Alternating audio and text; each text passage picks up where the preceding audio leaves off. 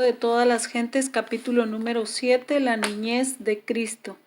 Jesús pasó su niñez y juventud en una aldea de montaña. No había en la tierra lugar que no habría resultado honrado por su presencia. Habría sido un privilegio para los palacios reales recibirle como huésped, pero él pasó por alto las mansiones de los ricos, las cortes reales y los renombrados atrios del saber, para vivir en el oscuro y despreciado pueblo de Nazaret. Es admirable por su significado el breve relato de sus primeros años, y él crecía y fortalecíase y se henchía de sabiduría, y la gracia de Dios era sobre él. En el resplandor del rostro de su Padre Jesús crecía en sabiduría, en edad y en gracia para con Dios y los hombres. Su inteligencia era viva y aguda. Tenía una reflexión, una sabiduría que superaba a sus años. Sin embargo, su carácter era de hermosa simetría. Las facultades de su intelecto y de su cuerpo se desarrollaban gradualmente en armonía con las leyes de la niñez. Durante su infancia, Jesús manifestó una disposición especialmente amable. Sus manos voluntarias estaban siempre listas para servir a otros. Revelaban una paciencia que nada podría perturbar y una veracidad que nunca sacrificaba la integridad. En los buenos principios era firme como una roca, y su vida revelaba la gracia de una cortesía desinteresada. Con profundo interés, la Madre de Jesús miraba el desarrollo de sus facultades y contemplaba la perfección de su carácter. Con deleite trataba de estimular esta mentalidad inteligente y receptiva. Mediante el Espíritu Santo recibió sabiduría para cooperar con los agentes celestiales en el desarrollo de este niño que no tenía otro padre que Dios. Desde los tiempos más remotos, los fieles de Israel habían prestado mucha atención a la educación de la juventud. El Señor había indicado que desde la más tierna infancia debía enseñarse a los niños su bondad y grandeza, especialmente en la forma en que se revelaba en la ley divina y en la historia de Israel. Los cantos, las oraciones y las lecciones de las Escrituras debían adaptarse a los intelectos en desarrollo. Los padres debían enseñar a sus hijos que la ley de Dios es una expresión de su carácter, y que al recibir los principios de la ley en el corazón, la imagen de Dios se grababa en la mente y en el alma. Gran parte de las enseñanzas era oral, pero los jóvenes aprendían también a leer los escritos hebreos y podían estudiar los pergaminos del Antiguo Testamento. En los días de Cristo, el pueblo o ciudad que no hacía provisión para la instrucción religiosa de los jóvenes se consideraba bajo la maldición de Dios. Sin embargo, la enseñanza había llegado a ser formalista. La tradición había suplantado en gran medida a las Escrituras. La verdadera educación debía inducir a los jóvenes a que buscasen a Dios si en alguna manera palpando le hallen. Pero los maestros judíos dedicaban su atención al ceremonial, llenaban las mentes de asuntos inútiles para el estudiante que no podía ser reconocido en las escuelas superiores del cielo. La experiencia que se obtiene por una aceptación personal de la palabra de Dios no tenía cabida en su sistema educativo. Absortos en las ceremonias externas, los alumnos no encontraban tiempo para pasar horas de quietud con Dios. No oían su voz que hablaba al corazón. En su búsqueda de conocimiento se apartaban de la fuente de la sabiduría. Los grandes hechos esenciales del servicio a Dios eran descuidados. Los principios de la ley eran obscurecidos. Los que se consideraban como educación superior era el mayor obstáculo para el desarrollo verdadero. Bajo la preparación que daban los rabinos, las facultades de la juventud eran reprimidas. Su intelecto se paralizaba y estrechaba. El niño Jesús no recibió instrucción de la escuela de las sinagogas. Su madre fue su primera maestra humana. De labios de ellas y de los rollos de los profetas aprendió las cosas celestiales. Las mismas palabras que él había hablado a Israel por medio de Moisés le fueron enseñadas sobre las rodillas de su madre. Y al pasar De la niñez a la adolescencia no frecuentó las escuelas de los rabinos.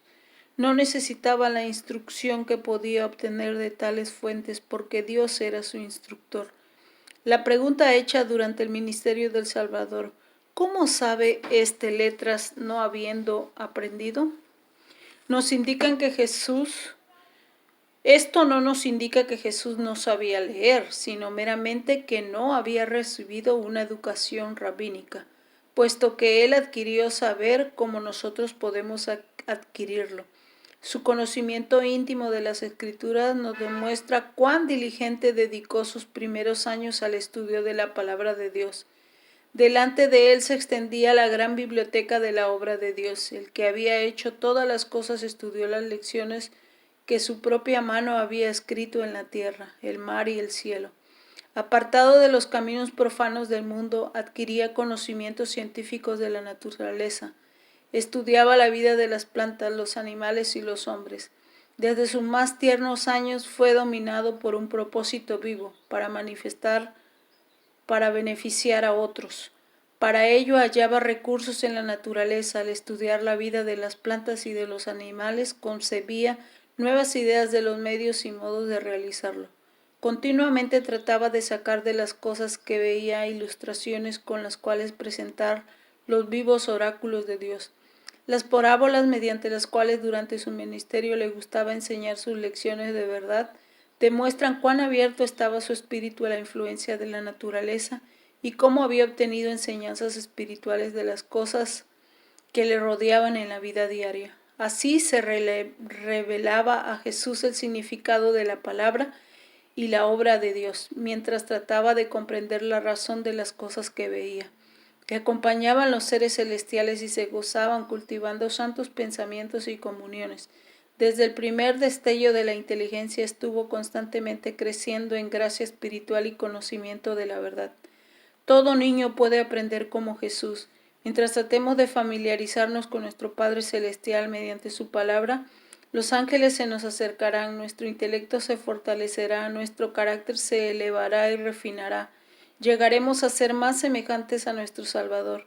Y mientras contemplamos la hermosura y grandiosidad de la naturaleza, nuestros afectos se elevarán a Dios. Mientras el espíritu se prosterna, asombrado, el alma se vigoriza poniéndose en contacto con el Ser Infinito mediante sus obras. La comunión con Dios por medio de la oración desarrolla las facultades mentales, morales y las espirituales. Se fortalecen mientras cultivamos pensamientos relativos a las cosas espirituales. La vida de Jesús estuvo en armonía con Dios.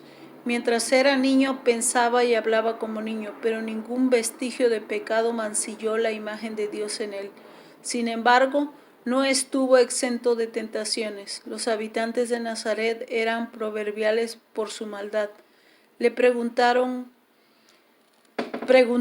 la pregunta que hizo Natanael: ¿de Nazaret podría haber algo bueno?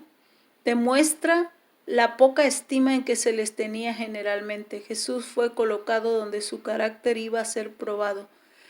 Le era necesario estar constantemente en guardia a fin de conservar su pureza. Estuvo sujeto a todos los conflictos que todos nosotros tenemos que arrastrar a fin de sernos un ejemplo en la niñez, la adolescencia y la edad adulta. Satanás fue incansable en sus esfuerzos por vencer al niño de Nazaret.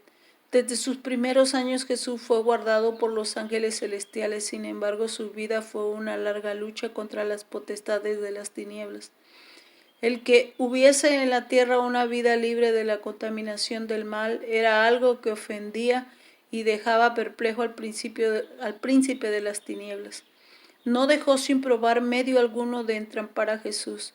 Ningún hijo de la humanidad tendrá que llevar una vida santa en medio de tan fiero conflicto con las tentaciones como nuestro Salvador. Los padres de Jesús eran pobres y dependían de su trabajo diario para su sostén. Él conoció la pobreza, la abnegación y las privaciones. Esto fue para él una salvaguardia en su vida laboriosa. No había momentos ociosos que invitasen a la tentación. No había horas vacías que preparasen el camino para las compañías corruptas. En cuanto le era posible, cerraba las puertas al tentador. Ni la ganancia, ni el placer, ni los aplausos, ni la censura podían inducirle a consentir en un acto pecaminoso. Era sabio para discernir el mal y fuerte para resistirlo. Cristo fue el único ser que vivió sin pecar en esta tierra. Sin embargo, durante casi 30 años moró entre los perversos habitantes de Nazaret. Este hecho es una reprensión para los que creen que dependen del lugar, la fortuna o la prosperidad para vivir una vida sin mácula. La tentación, la pobreza, la adversidad son las disciplinas que se necesitan para desarrollar pureza y firmeza. Jesús vivió en un hogar de artesanos y con fidelidad y alegría desempeñó su parte en llevar las cargas de la familia. Había sido el generalísimo del cielo y los ángeles se habían deleitado cumpliendo su palabra. Ahora era un siervo voluntario, un hijo amante y obediente. Aprendió un oficio y con sus propias manos trabajaba en la carpintería de José. Vestido como un obrero común, recorría las calles de la pequeña ciudad, yendo a su humilde trabajo y volviendo de él. No empleaba su poder divino para disminuir sus cargas ni aliviar su trabajo. Mientras Jesús trabajaba en su niñez y juventud, su mente y cuerpo se desarrollaban, no empleaban temerariamente sus facultades físicas, sino de una manera que las conservase en buena salud, a fin de ejecutar el mejor trabajo en todo ramo. No quería ser deficiente ni aun en el manejo de las herramientas. Fue perfecto como obrero, como lo fue en carácter. Por su ejemplo, nos enseñó que es nuestro deber ser laboriosos y que es nuestro trabajo debemos cumplir con exactitud y esmero, y que toda labor es honorable. El ejercicio que enseña a las manos a ser útiles prepara a los jóvenes para llevar su parte de las cargas de la vida, da fuerzas físicas y desarrolla toda facultad. Todos deben hallar algo que hacer en beneficio para sí y para otros. Dios nos asignó el trabajo como una bendición, y solo el obrero diligente halla la verdadera gloria y el gozo de la vida. La aprobación de Dios descansa con amante seguridad sobre los niños y jóvenes que alegremente asumen su parte en los deberes de la familia y comparten las cargas de sus padres, los cuales al salir del hogar serán miembros útiles de la sociedad. Durante toda su vida terrenal Jesús trabajó con fervor y constancia, esperaba mucho resultado, por lo tanto intentaba grandes cosas. Después que hubo entrado en su ministerio dijo: conviéneme obrar las obras del que me envió. Entre tanto que el día dura, la noche viene cuando nadie puede obrar. Jesús no rehuyó los cuidados y las responsabilidades como los rehuyen muchos que profesan seguirle. Y debido a que trataba de eludir esta disciplina, muchos son débiles y faltos de eficacia. Tal vez posean rasgos preciosos y amables, pero son cobardes y casi inútiles cuando se han de arrostrar dificultades y superar obstáculos. El carácter positivo y enérgico, sólido y fuerte que manifestó Cristo debe desarrollarse en nosotros mediante la misma disciplina que Él soportó, y a nosotros se nos ofrece la gracia que recibió Él. Mientras vivió entre los hombres, nuestro Salvador compartió la suerte de los pobres, conoció la experiencia, sus cuidados y penurias, podía consolar y estimular a todos los humildes trabajadores. Los que tienen un verdadero concepto de las enseñanzas de su vida no creerán nunca que deben hacerse distinción entre las clases, que los ricos han de ser honrados más que los pobres dignos. Jesús trabajaba con alegría y tacto. Se necesita mucha paciencia y espiritualidad para introducir la religión de la Biblia en la vida familiar, en el taller, para soportar la tensión de los negocios mundanales y sin embargo continuar deseando sinceramente la gloria de Dios. En esto Cristo fue un ayudador, nunca estuvo tan embargado por los cuidados de este mundo que no tuviese tiempo o pensamiento para las cosas celestiales.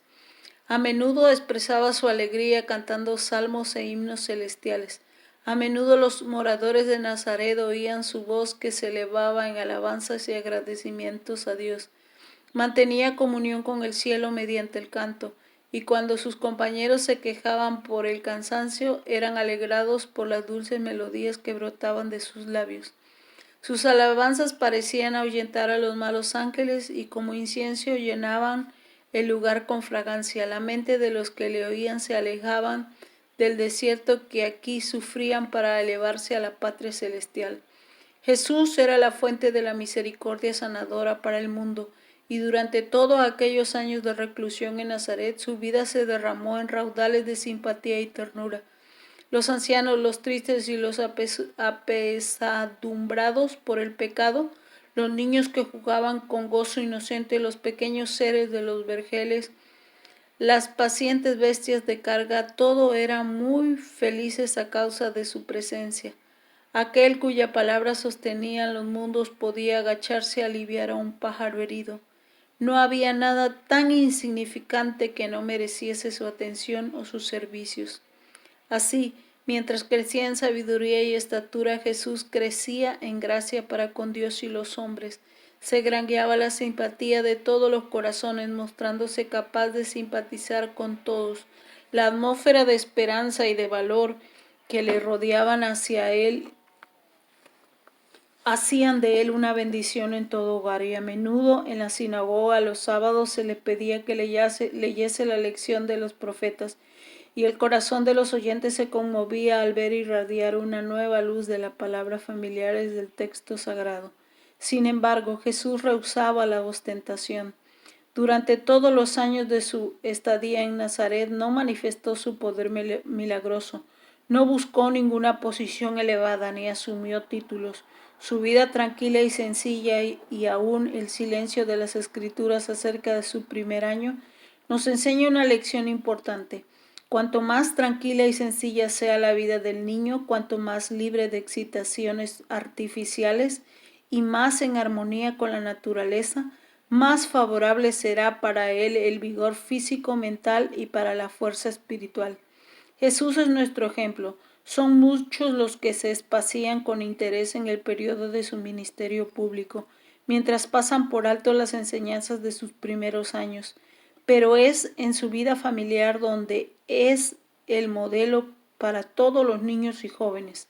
El Salvador condescendió a ser pobre, a fin de enseñarnos cuán íntimamente podemos andar con Dios nosotros los de suerte humilde. Vivió para agradar, honrar y glorificar a su Padre en las cosas comunes de la vida. Empezó su obra consagrando el humilde oficio de artesano que trabajaba para ganarse el pan cotidiano. Estaba haciendo el servicio de Dios tanto cuando trabajaba en el banco del carpintero como cuando hacía milagros para la muchedumbre. Y todo joven que siga fiel y obedientemente el ejemplo de Cristo en su humilde hogar puede aferrarse a estas palabras que el Padre dijo de él por el Espíritu Santo. He aquí mi siervo, yo le sostendré, mi escogido en quien mi alma toma contentamiento. Bendiciones.